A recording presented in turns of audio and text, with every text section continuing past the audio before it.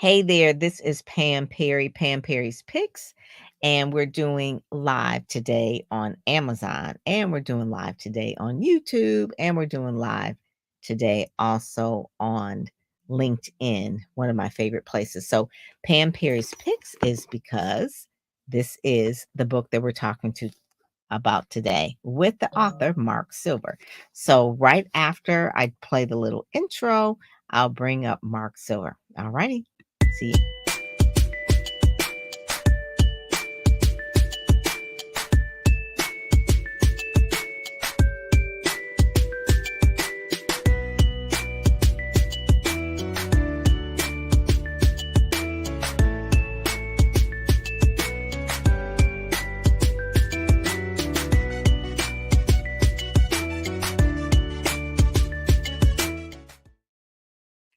All right. As promised, I'm going to bring up our guest. We're going to bring up Mark to our screen here. How are you, Mark? Thanks for coming Uh, to Panthers Picks. Thanks for having me. I'm doing well. I'm really honored to Good, be good. here. I want to read a little bit of the formal bio before we kind of dig into the book. I'm really excited about this. It's since really about a decade, well, since a millennium, Mark has worked with his heart-centered entrepreneurs to help them realize that every act of business can be an act of love. One of the pioneers of integrating real spirituality with nitty-gritty small business, he founded Heart of Business in 2001. And really, he's designated master teacher with his, I want to say, within his Sufi, Sufi. Sufi, Sufi. okay, Yeah. Sufi lineage, and a coach, a teacher, and a spiritual healer. He has facilitated thousands of individual sessions with entrepreneurs and has led hundreds of classes, seminars, groups, and retreats. His weekly writings and teachings are followed by thousands of people around the globe. A fourth generation entrepreneur, prior to Heart of Business, Mark ran a distribution business, turned around a struggling nonprofit magazine, and worked as a paramedic in Oakland, California. He's the author of 7 books, including the latest, which is this one here, Healing Heart Center Business, Healing from Toxic Business Culture so your small business can thrive. So I always say most people don't leave a business or a job because of the work. They do it because of the people. Right. And we talk a little bit about that. So kind of tell us about what a toxic business culture looks like and why you decided to really pen this book. Yeah. Thank you. Oh my goodness. So there's toxic business is unfortunately kind of business as usual in our in our painful culture. There's so many times that we elevate profit over people, that Mhm, people make shortcuts, that people give in to prejudice and give in to all kinds of like just terrible influences instead of really trying to care for one another. mhm, Business and commerce has existed with humanity for millennia, as long as humans have been around. But the mhm, particular form of kind of end stage capitalism, if you want to talk about it in that way, over the last century or two, has just gotten worse and worse. It's laid devastation to our environment. It's created such tremendous problems in our culture, and it's just it doesn't allow our full talents and care to really flourish. And I Is think that yeah. that because I was thinking that when we were like a manufacturing type of economy, industry. I'm from Detroit, so Motown. So Mhm. at this point in time, there were like horrendous um, work conditions for the workers, right, in the plants. And primarily it was a lot of African Americans in the plants. And so it's like, oh, they left sharecropping and now they came up north and now they're kind of like just as bad. So that's where unions came in around. Do you see like Mhm. unions as a person or as an entity, I guess you would say, that was trying to bring equality to the workers out of love, or was it because of money? So it's a loaded question, but Yeah. it's a So union town, so um I just kind of want to hear your so opinion. Yeah, so in an earlier incarnation in my career, I was a paramedic and I was a shop steward in SEIA Local 250, and so I'm very pro union. I don't think, um, you know, I believe that for us to be our best, we depend on accountability from those around us, right? Mhm. Community, family, people that we care about, people that we respect, and even people that we just rub shoulders to. Like, we have to be able to depend on each other, to hold each other to both the standards of love and standards of justice and standards of Mhm. just collective care. Mhm. And when a company gets so large that it can't be held accountable by the community, then Uh-huh. unions are really necessary to kind of make sure that someone who has amassed a certain amount of wealth and power just doesn't lose their head. It's so funny. It's like people become wealthy and they begin to believe that they're independent of us all, and they're Mhm. not. Like, we need each other.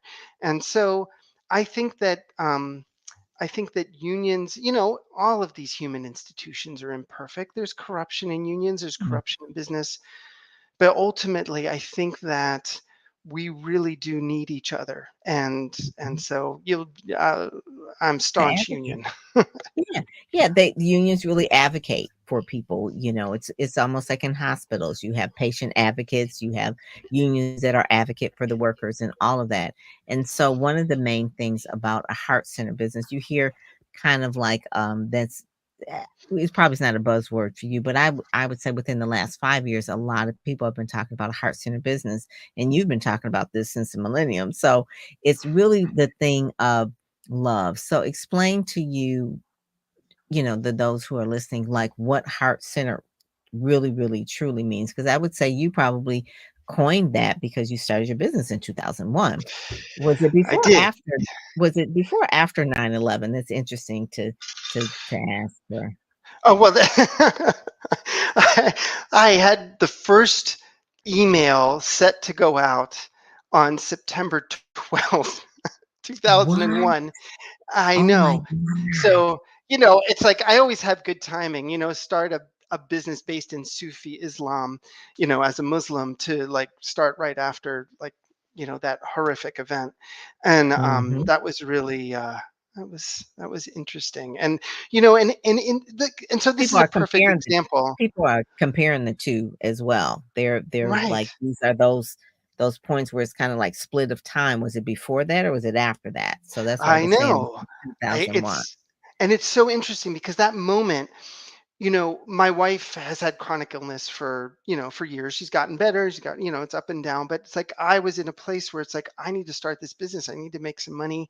I need to, we need to, and um, we've never been big media people. Of course, I was aware of it, and of course, I had just been a paramedic. So, like, as a first responder, I was out of that job at that point, but it was very recent for me. But I was Mhm. so nervous, and I sent the email on the 12th, which is totally inappropriate. Totally inappropriate. I should never Yeah. have done that. It was a big mistake. But it's like when we're caught in fear, we do things that aren't right, right? And I didn't have people around Mhm. me that could hold me, like I was saying before, to saying, "Hey, Mark, I know you're nervous about money and everything, but just chill for a few days. Like, this is not the moment." And I got a lot of blowback from people that I respected. And it was justified. I think that we need that kind. So when I talk about heart-centered business, I think that we sometimes have a picture of love or an image of love as something that is just soft and nice and warm and gentle. But I think love can be fierce. I think anybody who's a parent knows how fierce love can be. I think that, when we're working for justice, there's a tremendous amount of injustice in our current culture. When you're working Mhm. for Mhm. justice, that comes from love. I don't think you would ever say that that's just nice and gentle and pushover. There's Mm-mm. like fierce Mhm. power in love, right? Mhm. And so when I Mhm. talk about heart-centered business, I'm not talking about being a pushover, but I'm talking about coming from a deep place of care, not from a place of battle. Coming Mhm. from okay, so what is the strength? What is the stance I can take in an empowered way that cares for my clients, that cares for me, it cares for the business, that cares for the community. And Mhm. sometimes it can seem like those needs are in conflict, but if you take the time in your heart, they don't have to be. You They know, could be all in alignment.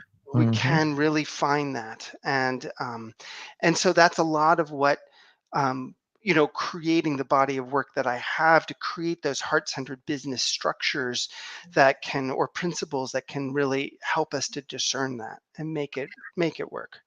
I remember reading a book, I wanna say it was Howard Schultz, maybe? He's Starbucks, Uh-huh. guy. Would you Right. consider Starbucks a heart-centered business? Now that's a really interesting question. I don't know the inner workings of the Mhm. company. I know friends of mine who worked for Starbucks were extremely unhappy.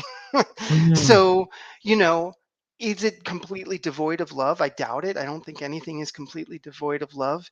Is it, thoroughly infused with love consistently throughout the organization? No, I don't think you can do it at that scale. I think that Mhm. it's you know so I haven't done an analysis of that business to be Mhm. able to speak with certainty, but I just know from, it's like, are all their suppliers being paid fairly? Are the Right. people being paid fairly? Is there an equitable balance between executive wages and suppliers? And it's Mm. like there's all these different pieces. So, So one of the you know things that I just remembered, that Starbucks pays for them to go to school. I think they had to move to Arizona or something like that. So that was one. And I wanna say that they had uh, ownership, or am I thinking of another company where they had ownership of the company as well? So that was what if I kinda said, and then it was called heart-centered customer service, or I think that was, Mhm, so they put the heart center not on the business, but on the customer service. right. Uh, then you leave the employees out, right? Because it's like, okay, well, what about that? Then the other question I just had, really one of the things too, it talks about the 3 journeys of marketing. Mhm, And, the book is really good because it's broken up into sections. So it's healing your relationship with business. That's the first section. Healing your relationship with money, because like you said, people are putting profits over people. Uh, the another section is you can be trusted with your business. And then it talks about the first 2 stages of business development, and then 3 and 4 stages of the maturing business, and then the true purpose of marketing. And that's kind of like the part where I kind of, my eyes peeled open to that part. And then you talked about really like the brief history of unethical marketing. mhm. And I'll just say this real quick story. Unethical marketing sometimes seems like those infomercials we see on TV, and it's like, okay, you watch it like over and over again, and then you order it, and you know it doesn't work, but you just got sold. But no one ever holds them accountable, and nobody sends the stuff back. And it's like, it was like $200, whatever. It's not worth sending it back, whatever, whatever. And so they just keep running the infomercials. So kind of give us a brief history of unethical marketing, because Well, that part I want to hear a little bit about. yeah, so people have gone into this much more deeply than my book does. But what I thought was interesting that I discovered is that in the beginnings of the when the field of psychology was really new in the early 1900s, and they were just making, some of the discoveries about how we operate psychologically, things that people kind of knew, but it like they laid it out in that particular way. Some of the earliest psychologists were hired by the earliest advertising firms, the budding, like Mhm, the newly formed Madison Avenue, New York, mhm. and Ogilvy they Mather, and yeah. they right, and they used those psychological insights to manipulate people emotionally to purchase things that they didn't need. And Mm, so that was really the beginning of the advertising field, was in how can we manipulate people to buy things they don't need and yeah. to spend money that they don't need to. I remember And I remem I remember learning that in college. I think they call that subliminal, right. persuasion. Yeah, Right. subliminal persuasion. It was like, and that was the beginning of that whole Madison Avenue, just studying psychology. How do we get mind control of folks? And that was even before infomercials probably, but just regular Right. commercials. Right. That is so true. That is so Right. true. Now it's And gotten out of so hand. what's totally out of hand, and people have a really negative feeling about marketing, and Mhm, they should. It's like kind of how I start the book saying, if you have bad feelings about business, if you have bad feelings about marketing, I don't want anybody to get over those feelings. Like there's wisdom in there. Like we mhm, want to have our hearts, our beings, kind of attuned to things that are crap, to mhm, ways that mhm, we don't want to be in the world, and we don't want other people to be. And so there's a lot in business development world saying, we're going to get you past your money mindset. We're going to get you past this. And it's like that. There's wisdom. There's wisdom in our negative reactions. We don't want to stop with them, and we don't want to be run by them, but we want to listen more deeply, going, okay, if I recoil from sales, if I recoil from marketing, what do I really need to hear? What do I really need to listen to? What is the wisdom here, and how can I find the love so that I can find a way to show up for my clients, and show up mhm. for the people who really need what I'm doing.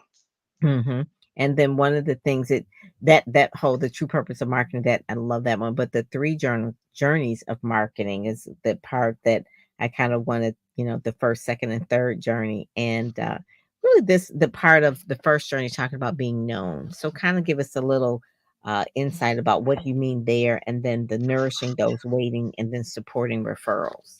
Yeah, happy to talk about this because one of the reasons I think people have such a negative reaction to marketing is because they have this belief, which is completely false and a myth, that somehow you need to meet somebody, and as soon as they make contact with your business, that they need to be pushed or convinced into a significant sale immediately, all in one fell swoop. And there's like this search, like, what's the magic phrase? I mean, it's like it goes back to those uh those strange pickup artists that are like manipulating young women, Mhm. into, Yeah, but, like, and it's like you meet someone, it's like you're not gonna ask them to get married right away, so, right, give right. me a little bit of time to get to know you first. So what I like to do is I like to support clients in dividing it up into three different types of marketing. There's the first journey, which is how do you make your business known to new people without any pressure to force a purchase at that point? Mhm, And it's just about creating trust. It's trying to, is it even relevant? Do people even want to know that it's there? The second journey is mhm, nourishing those waiting. Is like people, one of the most underestimated dynamics in business is the length of time it takes for someone to make a significant purchasing decision when they're not being manipulated and mhm, like in a way that mhm. is going to they're going to be asking for refunds. So you want to be caring for people. You want to be able to have a way to communicate with them and care for them in a way that they actually want to hear from you.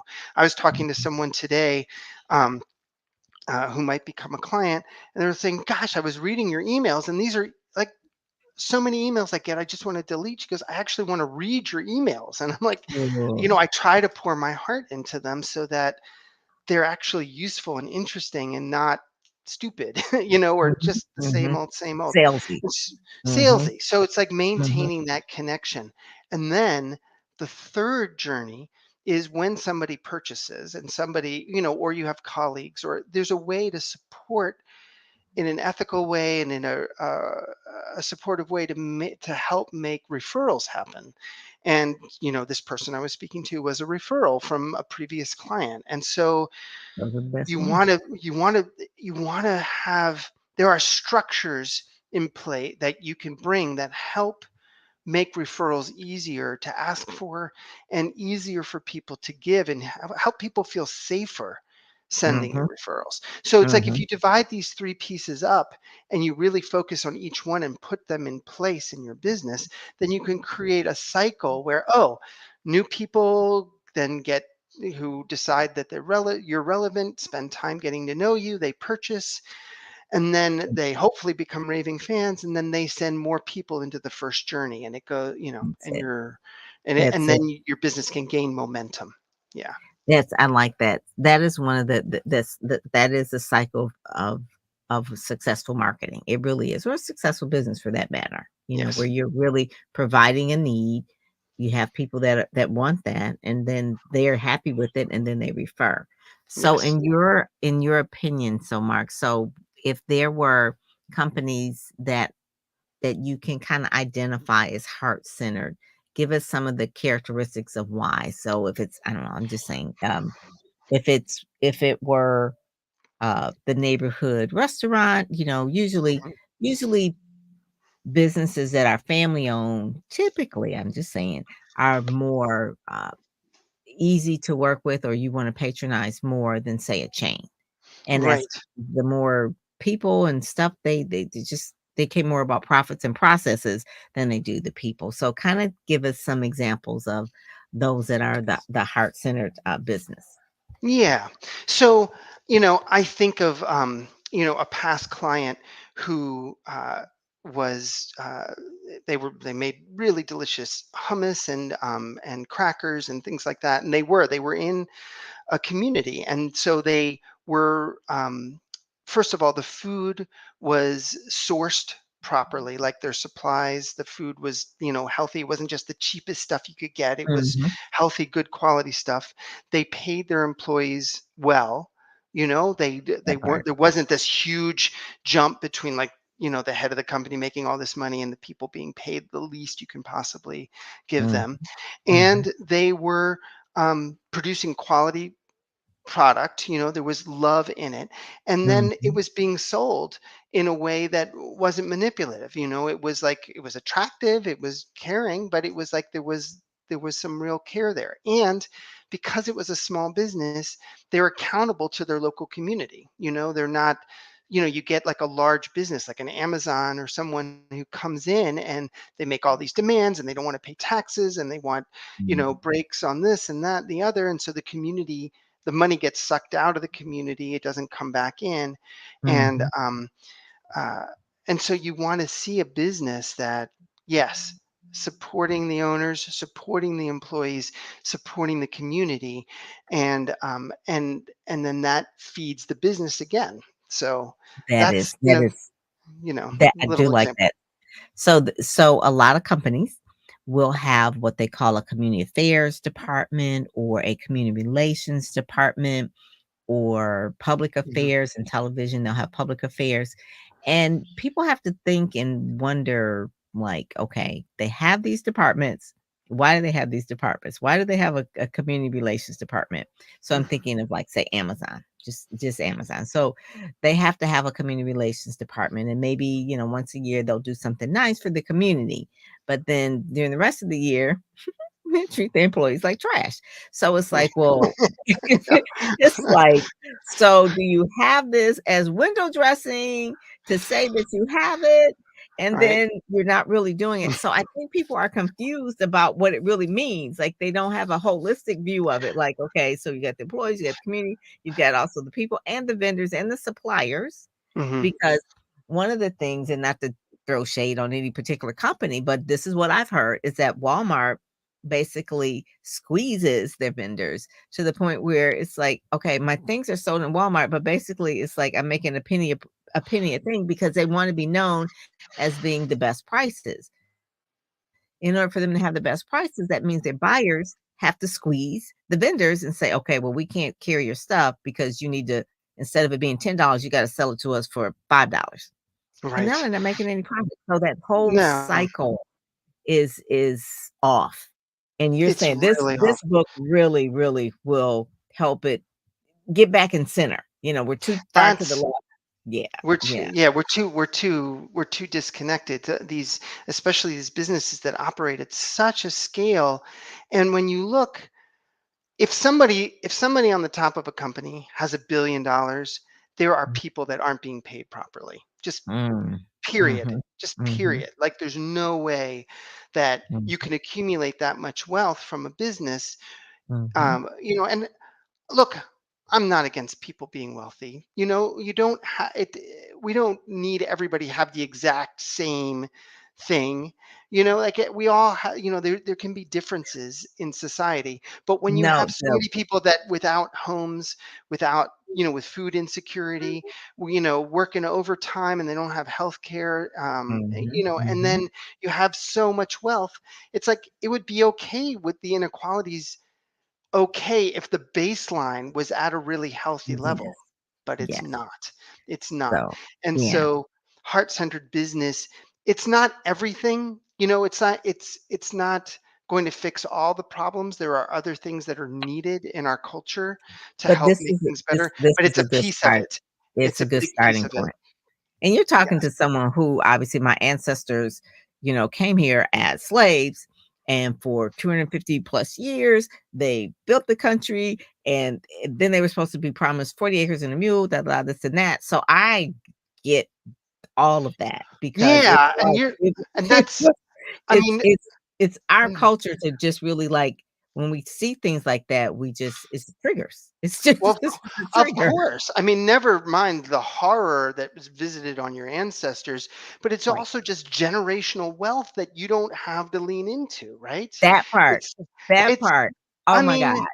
mean Yeah. it's like it's just it's terrible. It's just I I mean, there's I not even words for it, right? And it so it it's a trigger because I remember sitting at a bar in Minneapolis. I was just kinda like eating at the bar, and I heard 2 women over talking, and one woman said, "Yeah, I don't know what to do with the farm. We've had it in our family for generations, da da da da, this and that." She says, "Right now, it's just kinda like whatever."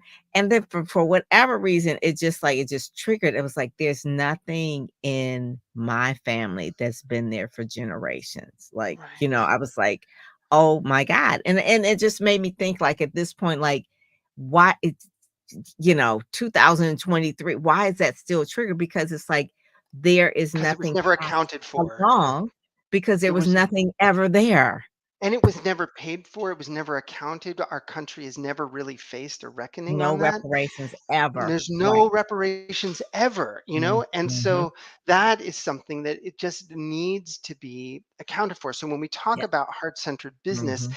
one of the things a lot of our clients are, are women or people of color or they're disabled or, like there's a lot of people that are self-employed or have small businesses that are just, like part of it is it's just hard to get a job when you're, and Mhm. so they want to Mhm. do their own thing and have Mhm. some control and freedom around it. And And I veterans. always Mhm. yes, and I always tell them, don't try to make up for all the injustices in the system on your own back, right? Mm. It's like there's so many of them, like they see the injustices around them and they've lived it. And so they want to make what they do really accessible to people, which is like absolutely like a number of our offerings are priced at pay from the heart just from that kind of impulse, but you need to make sure that the business itself is functioning. And what this culture has asked is like the people that are the most vulnerable and have gotten the least to then sacrifice even more. And so I don't want Mhm. women and people of color and disabled folks to be,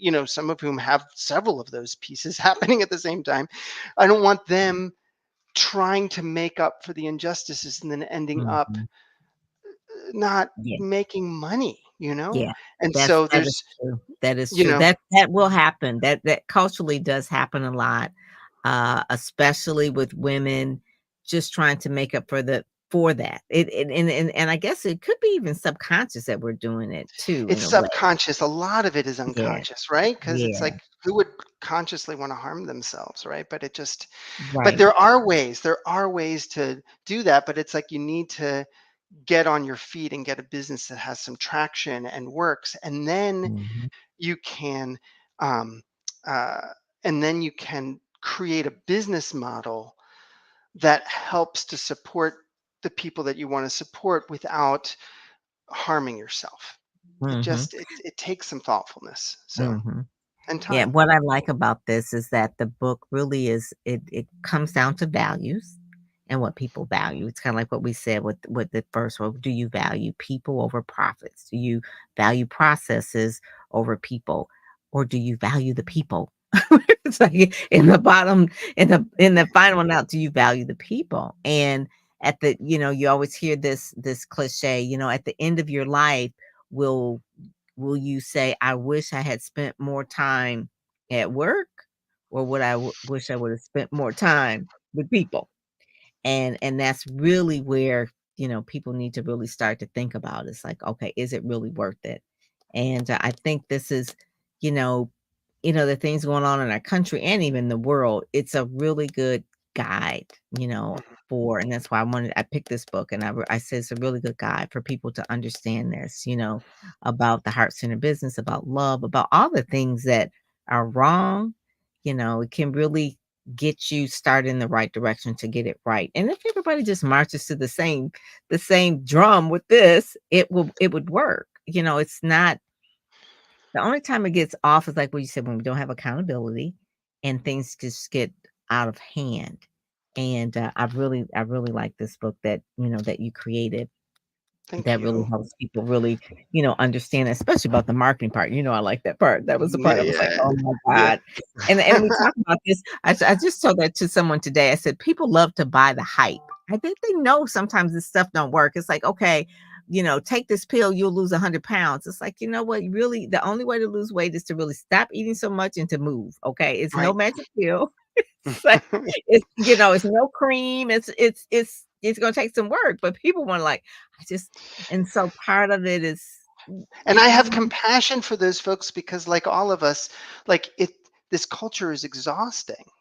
It's not that people don't want to exercise or don't want to eat well, but when you're like under so much stress all the time, it's really hard to make the choices mhm, that are mhm, healthy, right? It's just mhm, mhm. hard when it's like, I mean, we had some Do I want paperwork, a we had milkshake or do I wanna take a green smoothie? I think I'd rather have the milkshake. Right, right. Well, when you've had so much hardness in your life or when things have been difficult, then of course you're asking for sweetness. We want the sweetness of love and Mhm, care. And when we mhm, can't access that, then we go for the milkshake. And so it takes something extra to make healthy choices. And so, it's funny when you said processes over people. I think that we can choose processes that support connection with people. It's mm, like there are all kinds of structures. Like, so for instance, I'm Sufi Muslim, and so there's the call to prayer 5 times a day to make the prayer. I don't have to remember. Like, if I have to do it on my own willpower, that is exhausting. That's hard. I miss prayers. I don't live in a Muslim country, so I don't hear it outside. So my phone, there's an mhm, app for that, right? So yeah, it's like, and but what it does is it helps um, support the connection that our hearts are longing for. Like, if we put healthy food in our house, it's easier to make the healthy choices. But can we mm, afford the healthy food the way that, anyway, there's so many pieces. But I want to just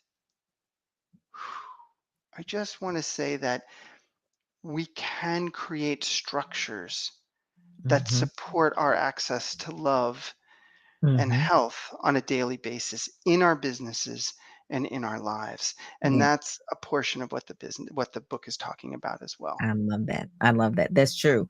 There's a book, I wanna say Love the Killer App or something like that, and it was real popular, years ago, but Yeah, I remember seeing that. there are apps that will help support people, and actually that is one of the things too, that, like you said, you don't live in the country, so you don't hear the bell, but it's like, Mhm, so right. now you've got an app. I didn't even think about that. Like, yeah, there's an app for everything. So the app was created to support the other parts that we need to do. So I love that. That is so well. Thank you so much. You do retreats, you do seminars, you do classes, and that sort of thing. And obviously, you're on social media. Mark, what is your website? I meant to put that on there. What is the website so we can actually go there as well? Because they're going to get the book on Amazon. But what's the best website? Heartofbusiness.com. Art of Business. Okay, I love that. And you probably had that website for a long I have time. had that for a long time. I lucked I out. know.